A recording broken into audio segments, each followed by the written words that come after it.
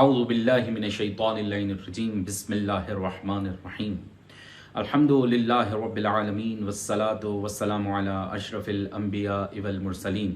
اما بعد فقد قال رسول اللہ صلی اللہ علیہ وآلہ وسلم آیت المنافق ثلاث اذا حدث کذبا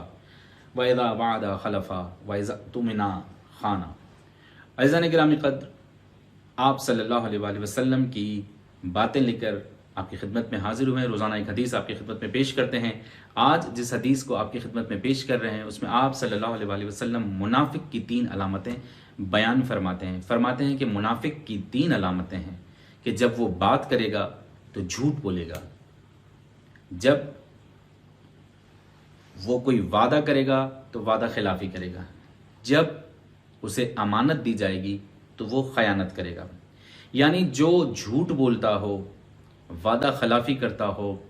امانت میں خیانت کرتا ہو، آپ صلی اللہ علیہ وآلہ وسلم کی نگاہ میں وہ منافق ہے، اور جو نبی کی نگاہ میں منافق ہو تو وہ خدا کی نگاہ میں بھی ہمیشہ کے لیے منافق بن جاتا ہے۔ عزیزان گرامی قدر، یعنی ہم اپنی سوسائٹی میں جب یہ دیکھیں کہ کوئی ہمارے سامنے جھوٹ بول رہا ہے، وعدہ خلافی بھی کر رہا ہے،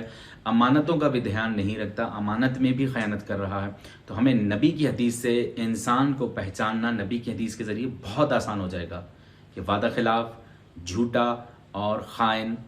منافق ہوگا۔ پروردگار عالم سے دعا گو ہوں کہ مالک ہمیں ان تمام تر بیماریوں سے محفوظ فرما، ہمیں ویسا روزے دار بنا دے کہ جیسا تو چاہتا ہے۔ والسلام علیکم ورحمۃ اللہ وبرکاتہ۔